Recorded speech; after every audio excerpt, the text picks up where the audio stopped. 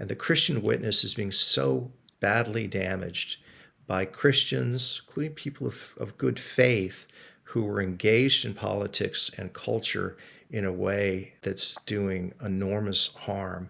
And we've got to figure out, as Christians, as a community, as members of churches, what do we have to do to get this right? It can be done, but it's going to take real work, real effort. From Christianity Today, you're listening to The Bulletin, a podcast about the people, events, and issues that are shaping our world. I'm Mike Cosper, and today on our show, are we all dumber for listening to the presidential debates last night? We'll talk about PEPFAR and the future of the battle against AIDS around the globe, and we'll also talk about new data about growth of the Hispanic church in the United States. Then we'll end with CT's Daniel Silliman stopping by to tell us again what's weird. Joining me for these conversations are Nicole Martin, Emily Bells, Peter Wehner, Enid Almazar, and Scott McConnell. You won't want to miss it, so stay with us. All right, so we're recording on Thursday. Last night was the Republican presidential debate at the Reagan Library in Simi Valley, California. Donald Trump, who, depending on the poll, is leading anywhere between the low 30s to the high 40s. He was not in attendance, so 7 other GOP hopefuls were there to duke it out for second place, and it was quite the spectacle. Joining me to talk about what took place are Nicole Martin from CT. Welcome, Nicole. Thanks, Mike. And Peter Wehner, a contributing writer at The Atlantic and a senior fellow at the Trinity Forum. Peter Wehner, welcome to The Bulletin. Thanks a lot. Great to be with both of you. It seems like the consensus that I'm seeing this morning and hearing this morning was that last night was something of kind of a goat rodeo, right? I guess I'd love to ask you, Peter, as someone who served in a presidential administration, you've been watching these things very closely for a long time. I can't help but feel like what we're seeing is one of many downstream effects of the coarsening of our politics since 2016. At times, the exchange was very petty, but also like there was this telling moment at the end of the debate where the moderator said, hey, we want you to write down one name and vote someone off the island, like we were watching a game show. And so I'm just wondering, like, from where you sit, how do you see these things change? Are we just experiencing them as more coarse, or are they much more coarse? Is it different than it was 15 years ago? Yeah, it's a good question. I think some of both. I wasn't struck yesterday so much by the coarseness of the debate. I was more struck by the chaotic nature of it. It was at times like an elementary school food fight. I mean, people were crosstalk. You couldn't hear what was being said by any of the parties. They were interrupting each other. The things that were said about each other really didn't cross the lines of normal politics in my experience. I put most of the responsibility, quite frankly, on the moderators because they lost control of the debate. Dana Perino, from time to time, made efforts, somewhat successful, to regain control, but then it was lost again. I do think that what candidates have figured out is if they want more airtime, they just interrupt and they try and shoehorn their way in. That's something that's a little bit different than it's been in the past. That's a tactical difference. But look, American politics is in a really bad shape right now, and I think that debate last night was a manifestation of some of that. But it can get worse, and I imagine if Donald Trump is the nominee of the Republican Party and he debates Joe Biden, it will get worse. I came away with so many questions from last night's debate. First of all, it was very clear from the first round of debates that the issues affecting the voters really weren't talked about that much. You know, for example, it was clear from the first debates that Republican women in particular were looking for conversations around gun control. They were looking for conversations around healthcare subsidies and income and the economy. And they were looking for conversations around abortion. And none of that was touched in the first debate. It seemed like this time, at least the questions were asked, but it didn't seem like anyone was answering any of the questions directly. It just seemed like the questions asked were more relevant this time, but the answers were just a set of talking points of what people wanted to say with free airtime. If women really care about gun control, abortion, and the economy, why do you think no one really touched on that at all? Why do you think that they never even addressed it? Even when they considered the questions directly, they seemed to kind of float past all of the things that really strike the heart of the American voter. I'll say for the Republican Party today, it's more radicalized than it's ever been in my lifetime. And so I think what they were trying to do is answer the question they wanted to answer, not the question that they were necessarily asked. And when the questions they want to answer is really framed and oriented toward a Donald Trump, Trumpist MAGA party. And that party doesn't share the concerns of gun violence. Well, they may well share the concerns of gun violence, but in terms of what a lot of Americans would say are common sense gun restrictions, that just doesn't have resonance. And it's really even beyond that, which is if you say the quote unquote wrong thing, and there are a lot of sort of heretic hunters that are out there, you can blow up your campaign. So I think they were trying to script their answers to what they think would appeal to the base. And I think they probably have a pretty good sense of what the base wants. It's not what I want, but of course I'm not going to be voting in a Republican primary either. Obviously, Trump has shifted the values of the party. And what's interesting to me in watching all of this is how, with occasional exceptions, and we'll talk about one of them in a minute regarding abortion, it seems like across the board, the candidates are trying to kind of calibrate themselves to fit the Trump voter as opposed to set themselves up as an alternative. And I suppose what that communicates is they've all taken it as a foregone conclusion that this is Trump's party, not only in the sense that he's the guy that they're all rallying around, but actually the values that he espouses are the values of the party anymore. I still feel a little conflicted about that, a little trepidation about that, because I'm just not convinced that most people who were conservatives 10 years ago have abandoned everything they once believed about things like budgets and spending, the stuff that no one talks about anymore, that are sort of considered these sort of dinosaur values of a bygone era. I think people have consistently underestimated the imprint that Donald Trump has had on the Republican Party. I think it's at least comparable to and probably more significant than the imprint that Ronald Reagan had on the Republican Party. Then I think you have to disaggregate how you're thinking about the categories. There's a category of policy, and let's call it broadly political philosophy. And then there's the category of sensibilities, dispositions, values. On the former, I think if you wanted to find out the intellectual progenitor of Trumpism, you'd have to look at Pat Buchanan in 1992 when he challenged George H.W. Bush. That platform that Buchanan ran on is essentially what Trump embraced. What are the elements of it? You could see it in the debate about Ukraine and America's role in the world. So under Ronald Reagan, the Republican Party was an international party, global leadership, strong national defense, values, morality at the center of foreign policy.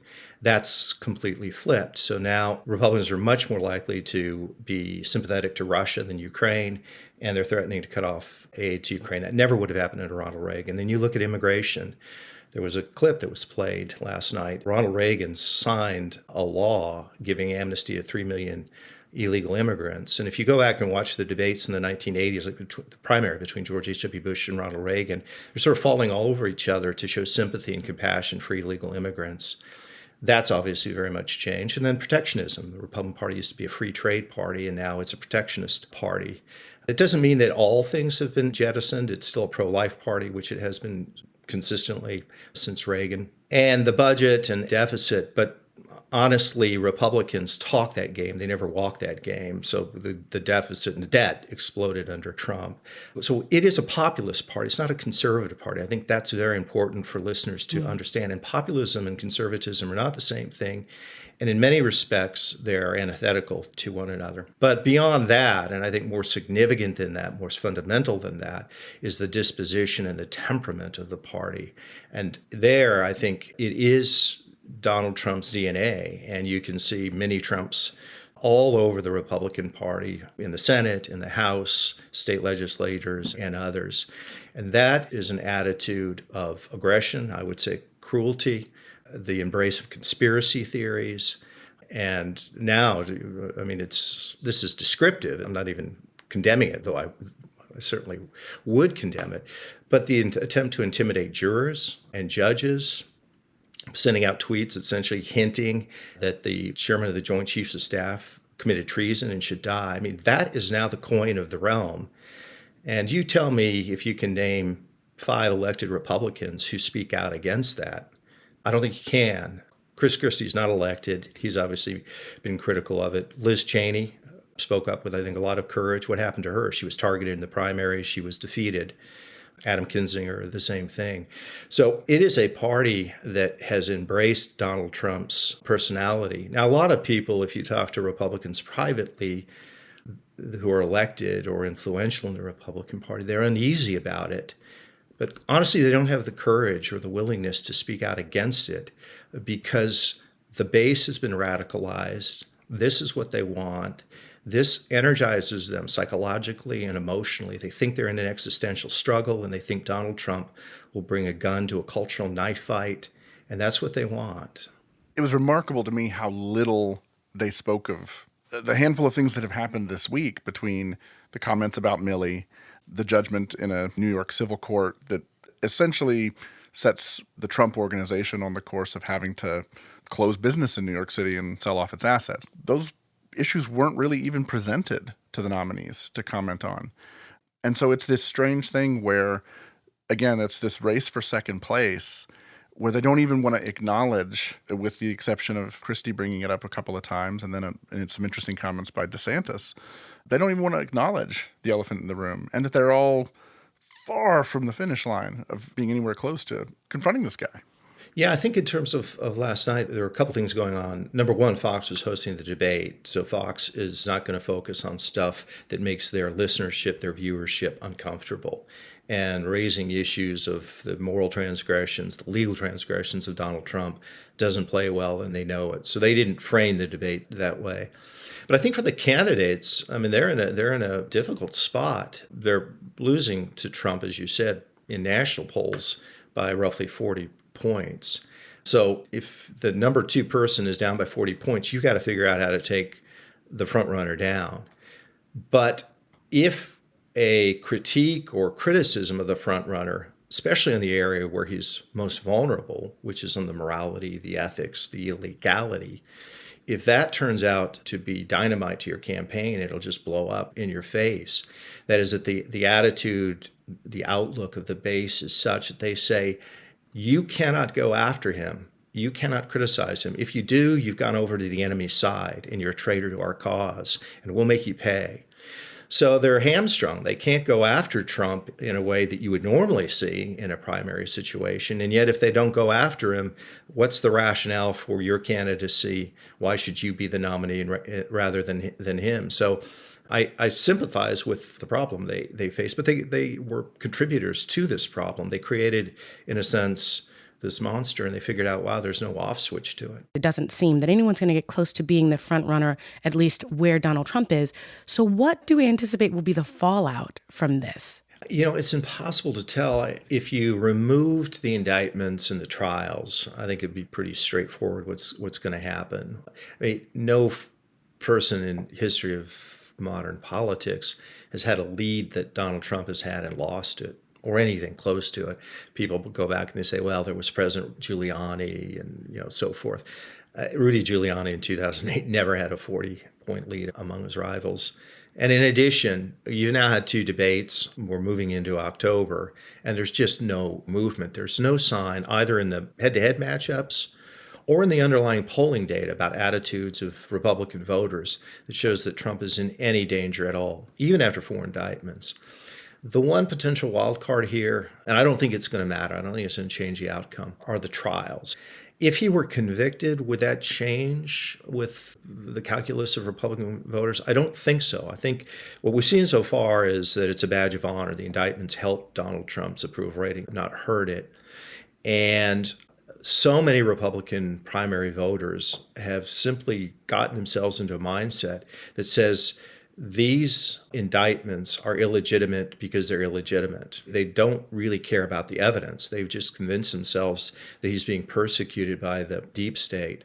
So look, absent some kind of lightning strike that we're not anticipating, he's going to be the nominee. Could be a health intervention or something like that may alter it. But absent that, I don't see things changing. And then, of course, you would have a situation in which presumably Biden and Trump would be the two candidates again. And it wasn't a pretty campaign in 2020. It'll be uglier this time around.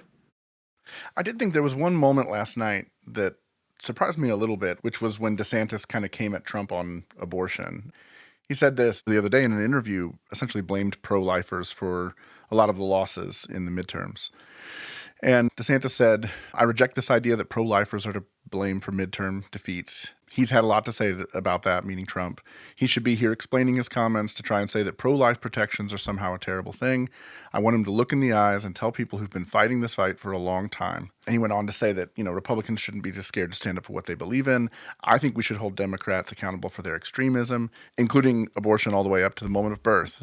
This is the one issue that, in my lifetime, this is the issue that galvanized Republicans. They galvanized evangelicals in particular, and kind of locked evangelicals to the Republican Party. And so it's fascinating to me to see Trump move away from that, and the support doesn't seem to be softening amongst his own crowd just yet. It would seem that this would be a vulnerability based on history, but then again, it would also seem based on history none of the rules apply to Donald Trump. So I'm curious your thoughts on that, Peter. Yeah, several things about it. I think he has a slight vulnerability on that issue, but he's insulated because his appointments overturned Roe v. Wade. And so in the minds of pro-life voters, that was a huge achievement. I mean, it's been the top priority for the pro-life movement for more than half a century. And because of his Supreme Court nominees and the people who took to the court, it was overturned. So he's got that working in his favor. I'd say a couple of other things that I think are relevant to this. I think for the most part, the rules don't apply like they normally did. Donald Trump has changed voters more than voters have changed Trump. And let me give you one illustration. When I was a member of the Republican Party, which I was for most of my life, I worked in 3 Republican administrations at George W. Bush White House. Morality was a central component of political leadership. I remember very well Bill Clinton era and the scandal with Monica Lewinsky. And you had a lot of people, particularly evangelical Christians, who said it doesn't matter how well the economy is doing, it doesn't matter if we're not in wars. These people are models to our children. They set the moral tenor of our country. They would quote Bible verses that talked about the importance of morality and integrity in leaders, particularly political leaders.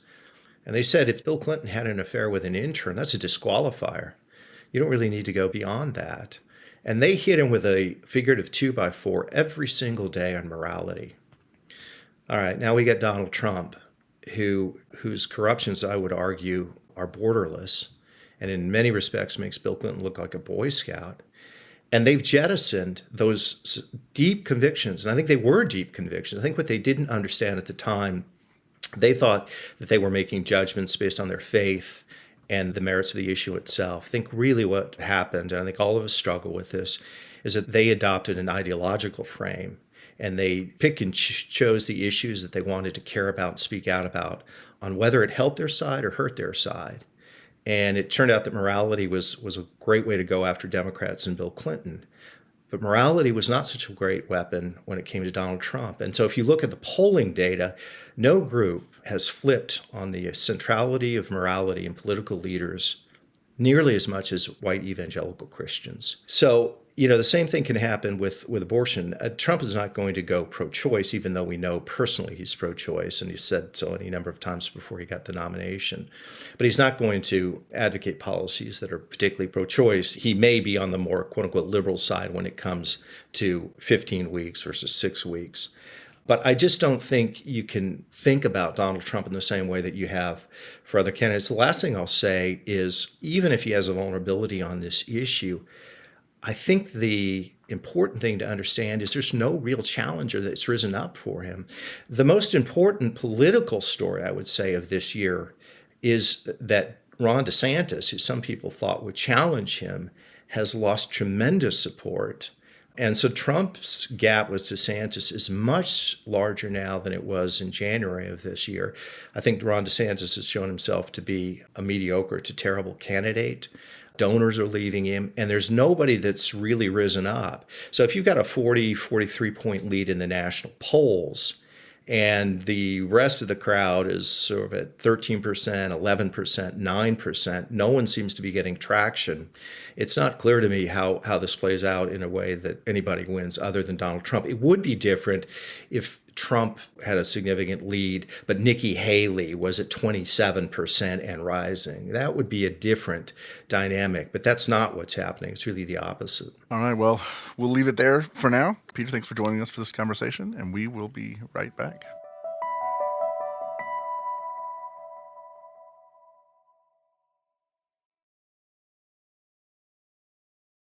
So back in 2003, the George W. Bush administration began what's called the President's Emergency Plan for AIDS Relief, referred to often as PEPFAR in short. And over the span of the last couple of decades, more than 25 million lives have been saved by this program in 50 countries. More than 20 million men, women, and children are receiving antiviral treatment because of the program. It's an incredible program. Ironically, one of the very first episodes of the Bulletin that we hosted with Bono, who was a big advocate of this program, a big partner for it, and talked about the critical role that evangelicals played in helping to advance the idea and get support behind it. So this program's been in place for about 20 years now, and the deadline for reauthorization is this Saturday. Joining me for a conversation about PEPFAR are Peter Weiner and CT's Emily Bells. Emily's been reporting on the status of the program and the jeopardy that the program is in right now. Emily, could you kind of tell us what's been going on with PEPFAR? Where do things stand with reauthorizing the program this year? Sure, yeah. So I think because PEPFAR is 20 years old, it's easy to forget how bad things were when it started. I mean, Botswana, for example, had 40% of its adults were infected with HIV. So this was really a catastrophe, and PEPFAR stopped the catastrophe. As you said, saved 25 million lives. But I think that's part, because it's 20 years old, that's part of why we're having a controversy right now, that it feels less like an emergency than it used to. But the issue is that PEPFAR needs to be reauthorized every 5 years. Unexpectedly, U.S. pro-life groups have lined up against that reauthorization.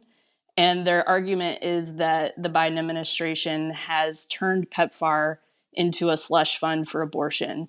And that is factually not true. There is several U.S. measures in the law that prevent funding or advocacy for abortion in PEPFAR. But there's kind of a more nuanced reason for why these pro-life groups are against it right now. But it is something that Africans are surprised by, African Christians who I've interviewed. They're baffled that this program that has been such a bipartisan success is now being attacked by pro-lifers who, African Christians who are involved in this program would consider themselves pro-life, and I think are just confused about what's happening in DC right now. Peter, could you talk to us a little bit about your connection to this program? You wrote a great piece for The Atlantic talking about the current controversy. Maybe give us a little bit of your own personal connection to it and background with it. Sure. I was in the Bush White House from 2001 to 2007, and PEPFAR was announced in the 2003 State of the Union by President Bush. The overall funding for that program was $500 million at that time, and the president announced the initiative for $15 billion, which was by far the largest amount dedicated to a single disease in history. And I would say that the real angels of PEPFAR in the Bush administration were President Bush himself, Mike Gerson, a former chief speechwriter, Josh Bolton, who was deputy chief of staff, and Kristen Silverberg. His assistant, Mark Dybul, was a brilliant researcher at the National Institutes of Health, a fellow named Gary Edson, Tony Fauci at NIH. Bono, you mentioned, he wasn't in the administration, but he was a very helpful and significant figure, and knowledgeable too on these issues. There was resistance within the administration for a couple of reasons. One was, Emily had referred to Botswana, that there had been a much smaller effort several years earlier that really didn't work very well. So there was questions of whether the program would work, whether the infrastructure was in place in Africa, that much money going into the system would actually make a difference. And then there was a cost, and there was no large real constituency in the country. Fortunately, some groups, including evangelical groups, lined up for it once President Bush and the administration advocated for it. But it was one of the great and humane programs in American history, and its record is astounding, not just in the lives saved, but in the sheer efficiency of the program. And so it was, I would say, it's the signature initiative of the Bush presidency. And as you mentioned, it saved 25 million lives and a lot of other really remarkable things have happened with orphans and healthcare. So it's been one of the really hopeful and positive things that government has done. And so to see people turn on it, especially groups that are pro-life, claim to be pro-life, to turn and try and undermine one of the most successful, humane, pro-life programs in human history is disturbing and slightly Orwellian. Talk to me about the nature of the opposition. So when people are saying this is a slush fund for abortions, what's the source of that critique in particular? Because you can imagine pro-life listeners going, well, they're saying it is the slush fund for abortions, and you're saying it's saving lives. It's a pro-life initiative. What's the nature of that critique? So the kind of backstory, I think, of why this is happening is that pro-life groups have for decades been concerned about international NGOs imposing abortion on pro-life nations in Africa. So that's some context. But I think that the fundamental thing here is that the word I hear from Congressman Chris Smith, who's led the opposition to this reauthorization, who's a pro-life Catholic, and all the pro-life organizations, is the word fungibility. So they think that because PEPFAR funding is going to NGOs that also do abortions, that empowers them to do more abortions. So I think the technicalities of how PEPFAR work are really important. There's so many mechanisms and structures in place that make the grants through PEPFAR very strictly overseen. It's more strict than most foreign aid. There's a lot of reporting requirements that were built into the law when it was created. So people know where the money is, they know what it's doing, and it's just not being run like some of these other programs that pro-life organizations have been concerned about over the years. The Heritage Foundation put out a very flawed study earlier this year, making claims that were simply not true, not accurate. And the pro-life community seemed to rally around them. I do think that these claims that are being made by the pro-life groups, they're just ignorant of how the program works. I mean, Emily was right. For one thing, there's enormous oversight for PEPFAR. But beyond that, NGOs, the money that they get is grants, and it's very strictly monitored, and there's not a fungibility argument. And that's actually not the case, ironically enough, with faith-based groups, where the money kind of goes into a pot and there's much more latitude, much more flexibility on how you use the money. So if you talk to somebody like Mark Diebold, I quote Mark in my piece, he says that these claims simply are being done by people who don't understand operationally how the program works. And that's true with the people. I think Emily, in one of her important pieces in CT, quoted individuals who said, the people on the ground in the field tell you that this isn't true. This isn't happening. It's not how the program works. And beyond that, and again, Emily said this earlier, is that most of these African countries are very conservative on abortion. If PEPFAR funding was being used to promote abortion in any way, they'd be screaming from the rooftops. So it's, at best, I think if you wanted to be most generous in your interpretation of what's going on, it's that people are ignorant of how the program started. A bad study was published, and then this took place in a larger context, a culture war context, in which increasingly, I would say, science and medicine are being sucked into culture war maw. And everything has to be politicized. Everything has to be a battle. And for all of PEPFAR's history until now, it's been blessedly freed of that. The other thing I'll say is that there's nothing that's different about how PEPFAR operates now. It has been the case for the 20 years of its history. So this is an effort to undermine and jeopardize a program where the evidence is wrong and the premises are wrong.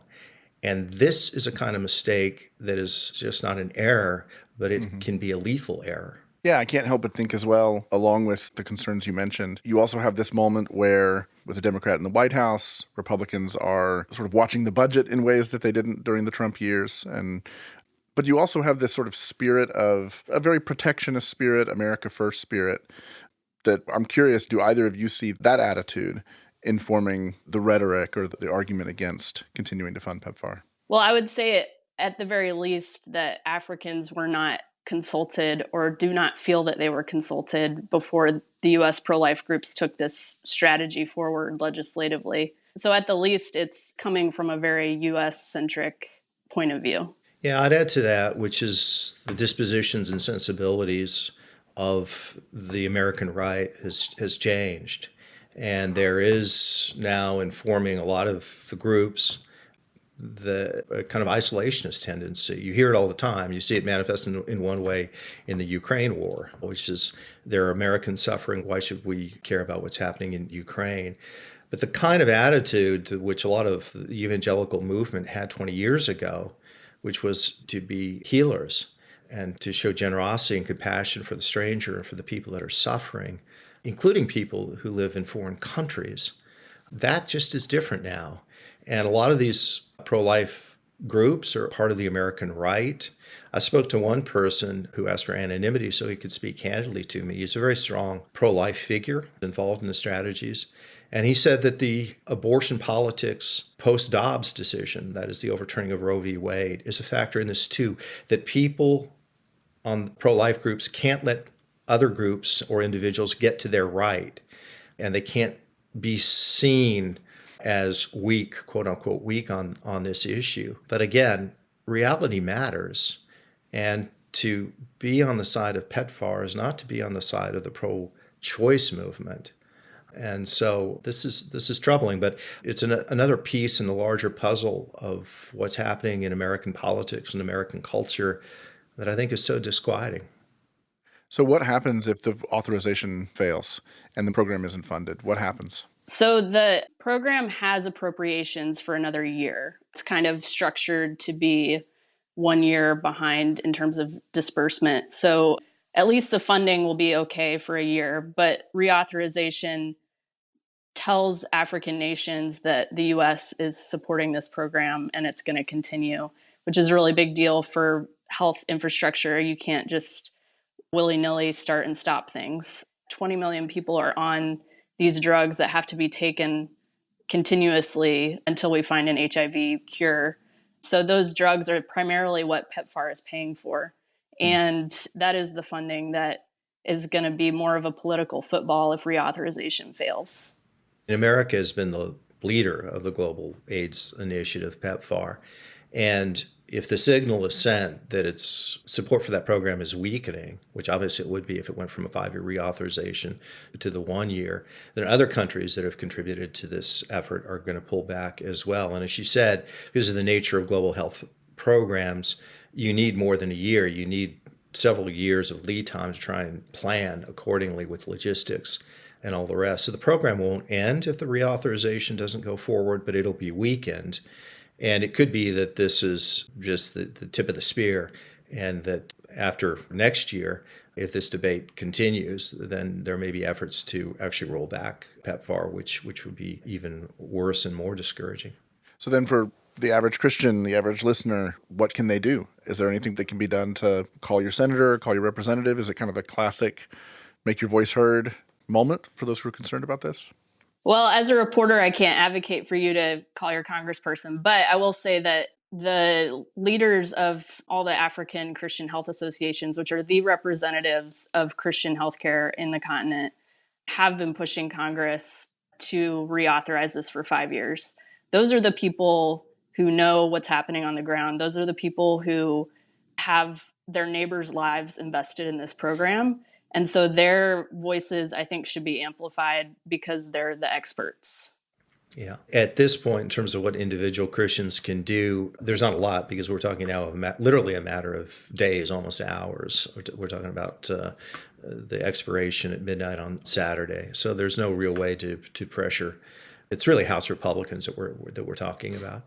There are people who are working behind the scenes even now to try and get a so-called clean reauthorization done.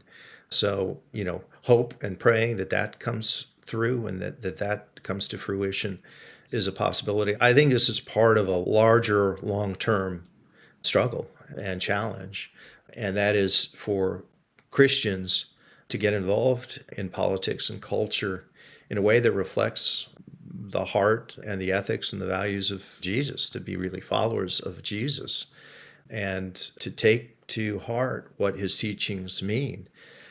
Look, there's always been a tension, and one ought to be modest about trying to connect the dots between ethics and a Christian ethic and particular public policies, because honorable people disagree, and there are all sorts of caveats and qualifiers that go into programs, and life is messy and government is messy. That being said, I do think that if Christians of good conscience, if they remove themselves from the ideology and the political back and forth, were to put at the top of the list a program, PEPFAR would be awfully, awfully high on the list of programs to support. And the last thing I'll say is, I think what's happened in a lot of instances is that unwittingly for a lot of Christians, faith has become subordinate to ideology, to politics, and to partisanship. And Christians proof text the Bible to support what their pre-existing political ideology has. And this is a much longer conversation. What we have to do is we have to turn that around. And as best we can, as imperfect people, we have to have as our starting point what the biblical ethic is, and then try and build things around that. It's a long story of what happened and how we've lost that distinctiveness.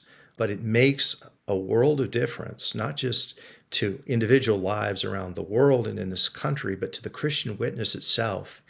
And the Christian witness is being so badly damaged by Christians, including people of good faith, who were engaged in politics and culture in a way that's doing enormous harm.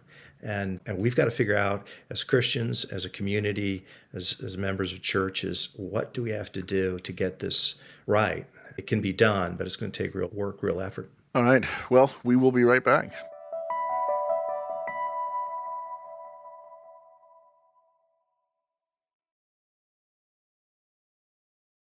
Welcome back. We are very excited to have a conversation about this amazing growth that's happening in the Hispanic church in America. I have with me today our two guests, Scott McConnell and Enid Almanzar. Welcome to both of you. Thank you. Glad to be with you. Thanks so much.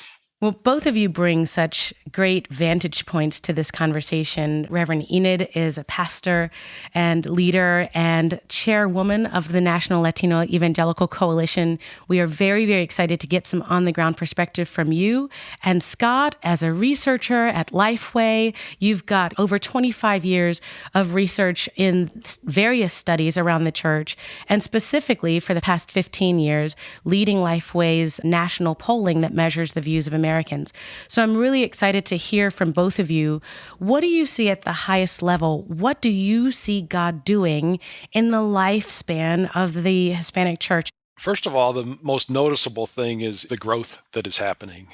As we look at Hispanic American churches and congregations, more than half of them were started in the year 2000 or later.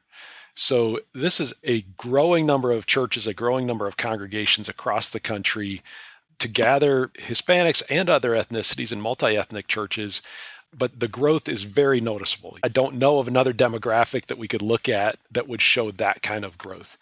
And even as we approach pastors of Hispanic churches, almost half of them indicate they've had at least 10 new commitments to Christ in the past year. And when we're doing surveys of other Protestant churches, we're just not seeing numbers anywhere near that. And so some of those are their children coming to Christ, and some of those are conversions they're seeing in their community.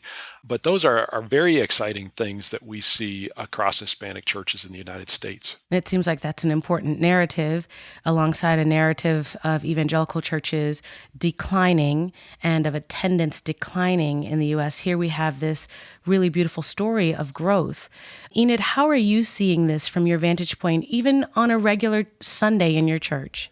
We are a vibrant church, as Scott mentioned, a growing church, and one that is younger than what we would typically see in the normal American congregation.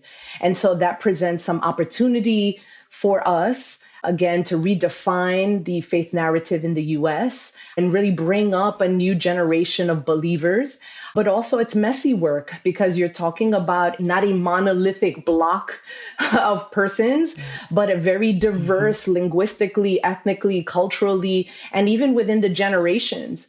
And so it is a beautiful, messy work that God is doing, but really for his glory, because again, even through the messiness, we're seeing this commitment to continue to share God's word and grow in faith in ways that we're not seeing in other aspects of the US population. The diversity of the Hispanic church strikes me as something that's very unique. And Scott, I think some of your research drew that out as well. We're not just talking about racial diversity, we're also talking about diversity in terms of national and global. We're talking about generational diversity, language diversity. What has your research shown as some of the unique attributes of Hispanic church growth so far? Some of the diversity is seen in their roots, the countries that their families have come from through the years. Almost half of the attendees, or the largest group within a Hispanic congregation, come from Mexico, but the other half are spread out from Central America, the Caribbean, South America, and Spain. And so there can be a lot of diversity just as you step into one church that may have a lot of Guatemalans, another church that has a lot of Mexican roots, another church Caribbean, and there can be a very different feel in those churches just because of that background, whether that's recent or many years ago that their roots were from those countries. And that leads to another point of diversity is in some communities, the Hispanic church has been there for 100 years. And so we're looking at fourth, fifth generation of Latinos in that congregation. We step into another church and it's almost all first generation immigrants. And so a lot of diversity within congregations that come out just on those couple points, as well as some churches that are intentionally multi-ethnic. So they're reaching beyond just Hispanic Americans. And so there's a lot of diversity when we start to talk about Hispanic churches. That's a good point, because when we think of the traditional model of a multi-ethnic, multicultural church, people tend to think more a predominantly white church that has more ethnicities or races or languages. But Enid, you are in a very multicultural church in New York. How does your church manage to minister to and to connect all of these elements of diversity? We have to be willing to evolve, to embrace the changing demographics in the community. And so my church was founded 70 years ago as God spoke to our founding pastor in the mountains of Bayamón, Puerto Rico, and told him to come to New York and plant the church amongst the burgeoning population of Puerto Rican immigrants in the community. And we were predominantly a Spanish-speaking church until the 1980s, where we saw that second and third generation Latinos really were becoming more actively engaged in their faith in English. And so we had to respond, we had to evolve. And many churches are in that place where they're trying to find the sweet spot between honoring the cultural heritage of the kind of diverse population of Hispanics. Again, there's 63 million Hispanics here in the US. 15% are Latino evangelicals. But again, you're talking 20 plus countries, you're talking different political and theological perspectives. And so how do you find a common ground for all of that? And that's faith, really, because across all of that, the church is a safety net. It is a convening place for Hispanics of a variety of different generations. And so it's a place where you see intergenerational worship, unlike what you will see in other places. And so I see some Hispanic churches where they worship and they do simultaneous translation. And so you get English, you get Spanish. And so the entire multitude of generations of the family can sit and worship together. I've seen other churches, such as my own, where we have a Spanish congregation and an English congregation in the same building, part of the same church, and doing life together. But really the common denominator there is faith, and really finding Jesus in that nexus point of community, of family, and of relationship that is so valuable to the Hispanic community.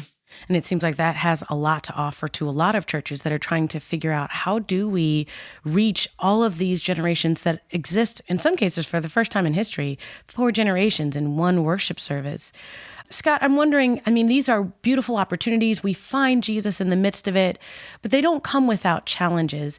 Did your research speak to any of the challenges that the Hispanic church may be facing that might touch on some of the solutions that Enid has talked about? Well, I think, Pastor Enid, you're touching on an important element in reaching the next generation, because it's something that I think all pastors are thinking about that in their ministry. But I think the typical Latino pastor is thinking about it even more, especially if they have a lot of first generation parents in their church who are seeing their children not only get to the point where they need to make a decision about following Christ, but their children are also making a decision about how Hispanic do they want to live, and how much of their identity is built up in the tradition and their family's history. And so as we talked to Latino pastors in research we did last fall, they were talking a lot about reaching the next generation and about some of those challenges. And so to me, it's not that they have it all figured out, but the fact that they are giving extra attention to it. I think the entire church in North America needs to be taking notice and listening. And some of the things that they highlight is just the importance of those young people developing friendships with Christian peers at church. And it's amazing, in a small church, you may not have many friends to choose from. And so it's amazing to see how many of the churches will do joint activities with another church in their community to foster that. Another important thing is those kids not being judged, but being accepted in a church setting. And that's so important for a church to create that kind of dynamic. They underline the importance of parents who are Christians or are investing in those kids, and the importance of the kids participating regularly in worship, as well as small group environments.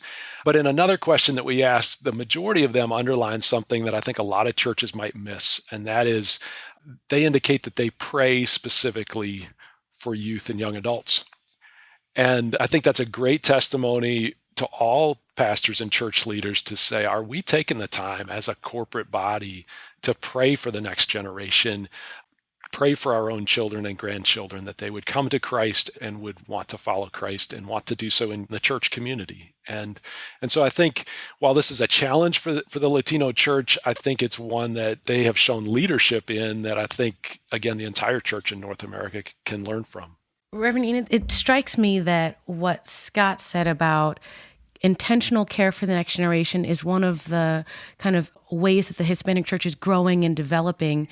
It reminds me of my great-grandmother when she would pray, Lord, bless my seed and the seed of my seed. Or, my grandmother still today, when I spoke to her yesterday, she's praying over my kids, and she'll remind me, you've been prayed for. We've been praying for you and for your children and for your children's children. How are some of those stories coming alive in your own experience personally or in your work with your church? We're seeing that multi-generational impact every single day. The generation that we have worshiping at our church today are the children, the grandchildren of the founders of our church. And so we acknowledge, we stand on their shoulders. We're here victorious because of their prayers. And so we are a culture that is very much about honoring family and about relationship. And so when Scott talks about praying for the next generation, it's not that the next generation is outside in some other room. They are growing up in the church. I mean, we have kids sleeping on pews, because this is part of the DNA of Latino life. And so the next generation is trying to figure out what that looks like in this season for their generation. Dr. Daniel Rodriguez coins it so well when he talks about living in the hyphen. And so we have a generation that is trying to figure out what their identity is. They're not Hispanic enough, if you will, for the older generation, because perhaps they're not Spanish dominant. They don't, follow some of the same cultural practices, but they're not American enough for, the mainstream population. So they're kind of in this middle ground where they are figuring out what identity looks like for them and what faith looks like for them. So they have this strong foundation of the faith of their forefathers and foremothers, but are now thinking, what does that look like in this day and age? We have a generation that is very issue concerned. And so they want to know, what does the church have to say about climate justice? What does the church have to say about racism? What does the church have to say about gender equity and gender identity? And so it really is stretching us now, not only to continue with the status quo, but to really continue to evolve and say, how do we make space for this new generation to live out the faith in a meaningful way for them? And so it's, again, beautiful, messy opportunity, but evolution is part of it. Scott said prayer is part of it. I mean, my church still does the old school all night vigils where we are praying and fasting. And those are the practices that we are trying to pass down to the next generation while still making space for a fresh expression of faith in their way. I wonder what happens to the longevity, the growth, the sustainability of congregations that might be in changing neighborhoods. So I'm in Maryland, and it's not uncommon for a predominantly Black church to now find itself in a Hispanic community, or for a predominantly white church that's been there for 100 years to now recognize their neighbors don't speak English as their first language. For either of you, what advice would you give to churches who find themselves in changing communities or even in changing demographics themselves? I think the key there, Nicole, is really going to be to change our outreach strategy from trying to do ministry to that community to doing ministry with that community, and really inviting them to the table as peers and partners in the transformation of our communities and neighborhoods. And so there was a time where we had, Anglo churches that would develop a Spanish department, if you will, and everything was relegated to that department, and they had special outreach strategies, that team would implement. Now we need to really embrace a more holistic approach where there's common dialogue, where we are listening, where we are learning from one another, where we are lamenting those things that mutually impact our communities, but where we are journeying forward together. Because they're going to be your best advocates. They're going to be the credible messengers within the community if you find that meaningful, deep relational connection. There are many pastors that may be intimidated by just the language difference. And the sooner they can get to the point of what Enid is talking about, of really saying, let's do ministry together, rather than let's just give you a room or let's give you, some financial support, the more effective it's going to be. And the more I think it reflects the body of Christ. Kind of sounds like the kingdom of God. It is the call for all of us. Is there anything in your research, Scott, or in your experience, Enid, that you think might be encouraging for people who may be part of churches that are dying and are looking for stories like these to encourage them? Well, as I mentioned, partnership is key, Nicole. And so really finding those vibrant churches in our community and finding ways that we can lock arms for the common good. I remember when COVID-19 hit New York City, we were in the ground zero of this outbreak, and many of the nonprofit organizations that served the vulnerable members of our community closed down because of fears of, greater contamination. Our church continued to serve the community, and our little church, distributed over 1 million pounds of food via home visits to seniors in our community.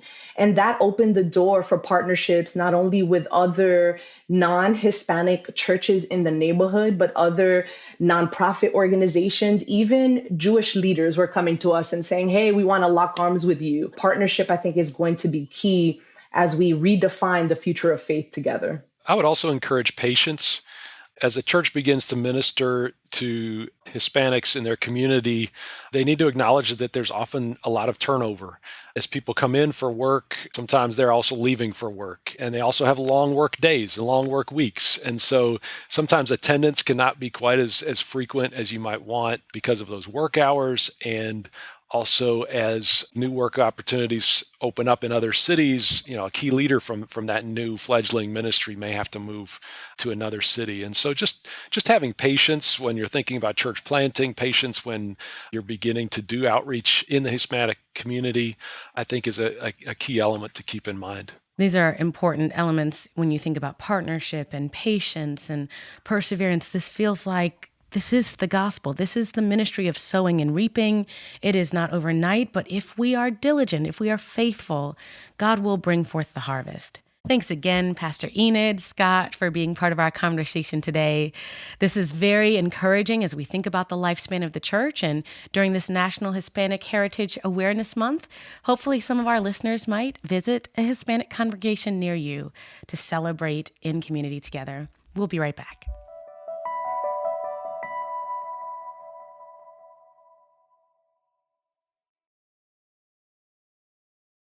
Welcome back, and we are wrapping this week with one of my favorite segments of the Bulletin, a segment where CT's Daniel Silliman stops by to talk to us about what's weird in the world of religion in America. So, welcome back, Daniel Silliman. Hey, Mike. I want to tell you today about Jesus Christ in the phone book, or maybe we should say Christ, Jesus. That's how he would have been listed.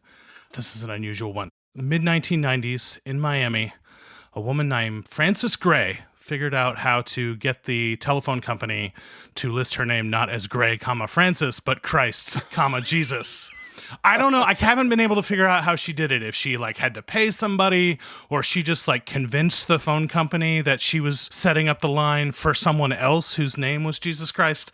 But she did. She set it up. And throughout the mid-1990s, if you were in Miami and you looked in the phone book, there was Jesus Christ. She said she got a lot of calls. Most of them were jokes, pranks, people, just wanting to have fun. But apparently a steady stream of them were also legitimately people who were in trouble, who wanted someone to pray for them, who wanted counseling. And she just decided that the pranks and weirdos were worth it for the amount of ministry. So then I was thinking, surely this has happened before, right? I mean, it's not like phone books have been around that long, but more than 100 years. There must have been other instances. And I found at least one other that I could verify.